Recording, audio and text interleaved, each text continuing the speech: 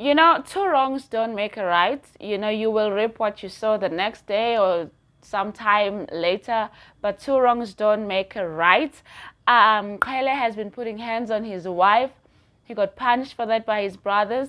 But then the wife, Hlomu, decided to go seek comfort in the arms of another man.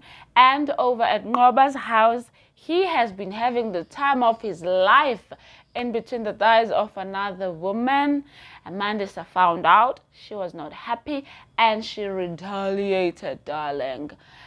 Hi, how are you doing? Thank you so much for clicking on my video. Please make sure that you press the subscribe button.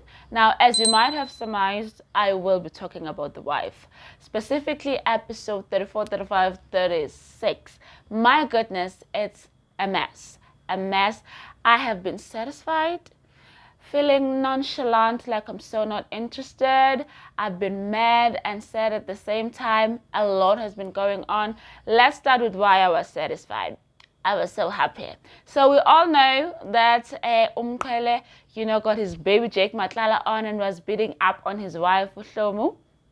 I made like 2 videos about that. Of course, I didn't like it. Of course, I had to say something, So the chickens came to roost. Oh, the other brother, Mqhele, found out that Mqhele has been beating up the lovely Hlomu. So, he noticed that there was something not right in Hlomu's behavior, had a little bit of a conversation with Hlomu, put 2 and 2 together, and came to the right conclusion that his no good brother, Mqhele, put hands on Hlomu once again. And you know what? Coward being the coward that he is, he went in on his brother, freaking attacked him in front of everybody in the taxi rank. Ooh, child, I love that. Boy, oh boy, I enjoyed that. I was like, give him a taste of his own medicine. The other brothers had to come and pull them apart. Nkosana had to smack them like little girls. That was freaking hilarious. So anyways, that led to a confrontation at their house when Nkosana, big brother, father figure, needed to find out why these two were fighting. And eventually it came out that Mqhele has been abusing Hlomu physically. And of course, the rest of the brothers were mad as hell and they were disappointed. They were like, we had to pretty much beg Hlomu's father to let him marry you. And on your wedding day, we even promised our ancestors that we're going to treat her well because now she's the mother figure. And you go off and beat her. What is wrong with you? What the heck, They called in Klomu to confirm that Mqhele indeed was being violent with her, of which she did, as she should, And then, punishment time, because in this household, if you do wrong, your older brothers will punish you. So anyways, Mqhele was punished, lashing on his back by both Nkosana and Ngoba. They lashed him, whipped him, shambok, guys, until I feel they felt like, that ain't enough. And then they just went in on him because you know how it is in this household. I've mentioned this before. You know what? It's their family dynamics. Of course, I would never promote, no advocate for violence, but this is fictional. Okay? This is not real. It's even based on a fictional book, so I can just enjoy the entertainment. Thank you very much. So the one thing that I like the most about the brothers punishing Mqhele is the fact that here we have a situation where men were holding another man accountable for his wrong actions. They didn't placate him. They didn't make excuses for him. They called him to order. And South Africa is a ridiculously violent society, not just in terms of GBV, but just we're just violent. And of course, the majority of the people that are violent are the men. So if we can have in real life more situations where the men are calling each other into order, I will be so freaking happy. We would be on our way to having a better society. Even when they were confronting Mqhele, he tried to come up with excuses. Excuse number 1 was, oh, I have anger issues. And Nkosana was like, we all have anger issues. Do you see us taking it out on our woman? He had no comeback for that. And then he's like, oh, excuse number 2. I have trauma because I saw our mother getting killed. I never told anybody about this. Do you know I saw our mother getting killed? Kyle was like, I saw our father getting killed, stabbed in the heart with a spear. Have you ever seen me beat up a woman? So I just like how, you know what, whatever he was using to justify his wrong actions, they made it clear that that was wrong. We do not put hands on women in this house. Nkosana's words as well. So, moving on to what I didn't care for, I was so nonchalant about Hlomu finding comfort in another man's arms. And who is this man? Usandile. Girl planned everything. She came through to Sandile's house with a bottle of wine. Sandile was cooking without a top on. He never put a top on the whole time Hlomu was there.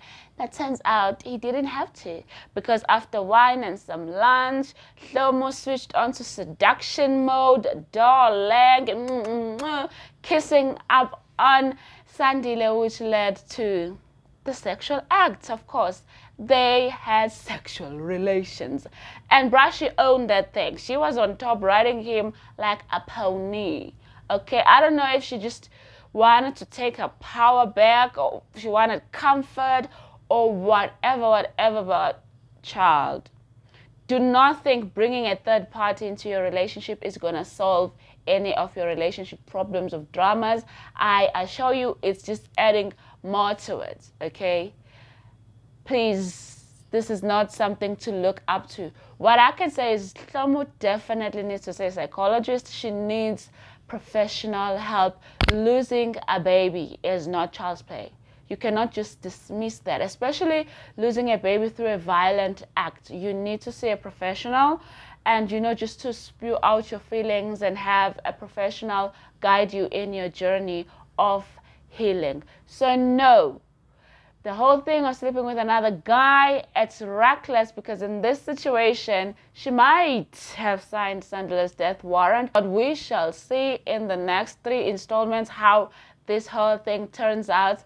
But on a side, I am so happy for Sandile. He waited 7 years for that cookie. Congratulations, Sandile. You finally got you some cookie from Hlomu after 7 years. Next, I am moving on to Mandisa and Ngobizita. So, yeah, the brothers have been trying to raise money to get Zandile out of prison. Who is Zandile, to those who don't know? Zandile is Nkosana's lady love. She has been in prison for one reason or another. According to the show, we have not been told why she's in prison, but those who read the books, we know why she's in prison. So anyways, they're raising money to bribe the commissioner to get Zandile out of prison. There were a couple of millions short, so they had to find a way to raise that money. They met up with the commissioner. The commissioner's wife was eyeing Ngoba, darling, because Ngoba's hot. Ngoba's hot. So she was giving him the eye. What an atrocious woman. So anyways, it led to them having, you know, a couple of rendezvous, sexual, steamy, sexy sessions. Must say I enjoyed watching that, because they acted so well. That lady, kudos, my darling. That is some good acting on both their parts. So anyways, in those pillow talks, after their sexual escapades, she revealed to Ngoba that she's part of this private poker club, and you have to put in a couple of millions to even play the poker. So there's a lot of money capped there. And Ngoba was like, did you say a lot of millions? Easy, ready for the taking, let's take them. So they put a plan together, steal the millions. After stealing the millions, Ngoba vanishes from the lady's life. Ngoba goes home, calls Nkosana, brother, I got the money. Zandile is coming home. Mandisa's like, hey, what is this money for? Oh my God, so much money. He's like, no, it's for Zandile. And Nkosana, of course, Mandisa was so disappointed, because she feels so overlooked in this family. She's like, you haven't bought me a house, you bought me a car. I want to go on one simple vacation. You're not making that possible, you know. And I feel that Mandisa's feelings are valid. They don't see her as much, really, you know. They just see her as Ngoba's troublesome lady, you know. I'm sure if they give her a chance, she can add value to the family as well. So the commissioner's wife, I wonder what her name is. I'm terrible with names. So anyways, the commissioner's wife goes on a hunt looking for Mqhele, and she ends Mqhele. Ngoba. Looking for I said too many ngas here. Looking for Ngoba, and she winds up at the tavern that Mandisa and Ngoba own, and she tells Mandisa everything that he stole from me. We've been boinking. I want my money. Tell me where he is. And Mandisa was so disappointed, you guys. She was first disappointed that she ain't getting a share of all this money. So disappointed when she found out that her man has been shagging this lady, and she's so arrogant. Ugh. You know. And then the final straw was when Mandisa overheard Ngoba bragging to his brothers about how he flipped the commissioner's wife over, did this to her because, hey, and she was loving it. And you know what? The lady was here for it. So sexually free, sexually liberated, so confident. Oh, who wouldn't want to be in that situation?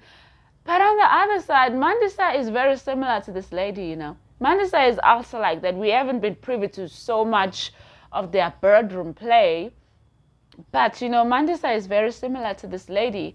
You know, so Mandisa heard all that, and she went into a low place, took the money, lit it on fire. Oh, honey, regardless how much you are hurting, we don't burn money. I mean, take the money and run. Vanish, may they never find you again with the money. But to burn it, ow. I just felt myself going poorer and poorer and poorer with the thought of so much money being burned. But maybe it's just a symbol of how much Mandisa is just hurting, you know, being overlooked by this family, that now she just wants to hurt them back, hurt them where it hurts. I don't know. We're going to see in the next couple of episodes how this unfolds. When the brothers came through, seeing Mandisa watching the money burn in the bride stand, everybody was livid. Kosana couldn't help himself.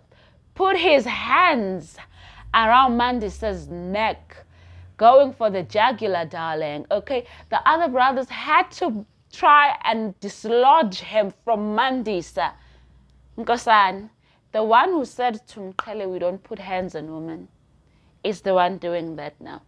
Isn't it? He's the one who said to Mqhele, regardless how angry you get, you don't put hands on a woman. So what were you doing to Mandisa, Nkosan? I call hypocrisy. Let's not be hypocrites, okay? It's easy to dish out advice. Now, be a good boy and take your own advice. So yeah, hey, that's my 2 cents worth of my review. I don't know what this video was on episode 34, 35, and 36 of The Wife. It's on Showmax. Head on over and watch it for yourself. It will frustrate you, disappoint you, bore you, excite you. Yeah, it's been a very long road with the Hlomu, Mqhele, and the rest of the Zulu brothers. So before I head off, please make sure that you subscribe to my channel. Give this video a thumbs up. I'll greatly appreciate it. Yeah, that's all I have for now. Thank you so much. Bye-bye.